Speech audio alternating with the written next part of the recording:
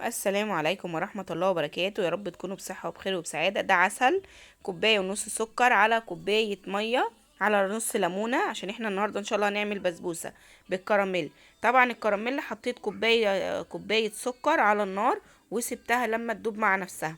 جيت هنا لدقيق البسبوسة، نص كيلو دقيق بسبوسة على نص معلقة من البيكنج باودر، وهنقلب المواد الجافة كلها مع بعض.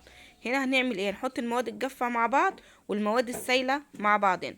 طبعا كتير مننا بيشتكي ان البسبوسة ما بتطلعش منه، ما بتطلعش معاه صح وبتفك منه والكلام ده. لا، النهاردة ان شاء الله هنعملها بطريقة سهلة وبسيطة وحلوة. طبعا الكراميل هنا معانا ساح، نزلت عليه بكوباية من اللبن. كوبايه اللبن ديت يا جماعه كأن انا حطيتها في دقيق البسبوسه. طبعا انا هنا الكراميل لما بنزل عليه اللبن بيتجمد، سيبوه هو هيفك مع نفسه. زي ما انتوا شايفين اهو غلي، وطريقه اهو زي ما انتوا شايفين غلي وكله فك اهو مع بعضه. وانا بقلبه عشان اوريكم ان كله ايه، فك مع بعضه، مفيش فيه تكتلات ولا اي حاجه. تمام. جينا هنا للبسبوسه، هننزل عليه اللي هي كوبايه اللبن مع البسبوسه مع السكر اللي هو الكراميل. هنقلب كله مع بعضه. بسم الله الرحمن الرحيم، يا بركه بسم الله. صلوا على النبي يا جماعه، اللهم صل وسلم وبارك على نبينا محمد. طبعا زي ما انتوا شايفين اهو قلبت البسبوسه. طبعا لازم نحط لها ماده دهنيه. هنحط نص كوبايه زيت لان احنا عايزينها تكون حلوه. عندك سمنه عايزه تحطي حطي، عايزه تحطي زبده حطي، اي حاجه متاحه عندك، اي حاجه متاحه عندك حطيها.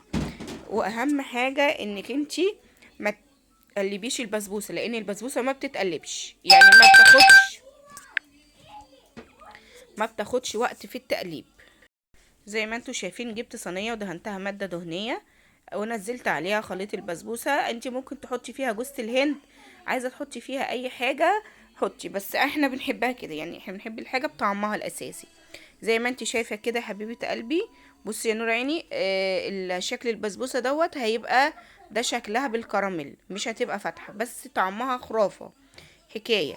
وداعا ان احنا مش هنعمل البسبوسه مش هتطلع من ايدينا حلوه، لا بعد كده ان شاء الله هتعملي البسبوسه وهتطلع من ايدك زي الفل، وهتسعدي بيها اولادك وجوزك باذن الله. زي ما انت شايفه هنا بضرب الصينيه 3 ضربات عشان لو فيها اي هوا بيطلع منها. تمام. الخطوه دي مهمه جدا وباكد عليها. الخطوه دي مهمه يا جماعه وباكد عليها. هنا بقى انا هقطع الصينيه عشان لما اجي ازقيها ان شاء الله بالعسل، ما تبقى العسل يخش فيها كلها وكلها تتزقي وبطريقه صحيحه. طبعا زي ما انتوا شايفين اهو انا مش هحط عليها مكسرات ولا اي حاجه. انت عايزه تحطي عليها مكسرات حطي، كل حاجه متاحه ليكي، بس اهم حاجه تكون ال الخليط معانا بالطريقه دي وبالسمك ده وبالشكل اللي انت شايفاه ده.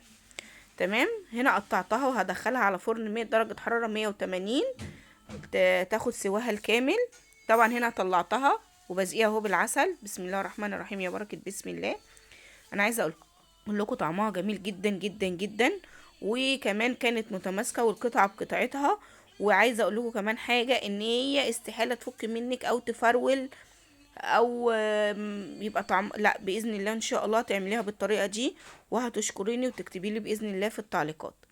زي ما انت شايفه اهو يا حبيبه قلبي، انا هنا سبتها وببتدي احرك عشان العسل يخش فيها كلها. بتبتدي تحركيها تميليها كده يمين وشمال بحيث ان العسل كله هي تشربه. تمام. تمام. فاحنا طبعا هنعملها كده باذن الله طبعا زي ما انتوا شايفين اهو شكلها. سبتها لما هديت خالص عشان اعرف اطلعها. زي ما انتوا شايفين اهو بسم الله ما شاء الله، طعمها كان تحفة وبألف هنا يا رب للي يجربها. وان شاء الله هتجربوها وهتعجبكم ومش هنشتريها تاني من المحلات. بصوا كمان هنا الصينيه ما لزقتش فيها خالص ازاي. بصوا الخرطه طالعه بخرطتها متماسكه ازاي. الطريقه دي جميله جدا جدا جدا، جربوها باذن الله هتعجبكم. زي ما انتوا شايفين اهو مش لازقه. بصوا هنا حتى انا هقطعها لكم بالمعلقه. بصوا فكت ازاي خالص، جميله جميله جميله. بصوا هنا حتى الواحده بصوا متماسكه ازاي. انا حاولت اطلعها عشان اوريها لكم. بسم الله ما شاء الله عليها، الله اكبر. جميله جدا جدا. هتشكروني عليها في التعليقات، ويا رب اكون ضيفه خفيفه على قلبكم. واشوفكم في فيديو جديد وبطريقه جديده ووصفه سهله باذن الله. واللي فيكم عايز اي جماعه وصفه اعملها له يكتب لي في التعليقات وان شاء الله ربنا يقدرني واعملها. ما تنسوناش يا جماعه في اللايك واللي ما اشتركش في القناه يشترك في القناه، واللي اول مره يشوفنا. معاكم سومه خلطبيطه بالصلصه. يا رب اشوفكم في فيديو جديد، وكل سنه وانتم طيبين، ويا رب يعدي الايام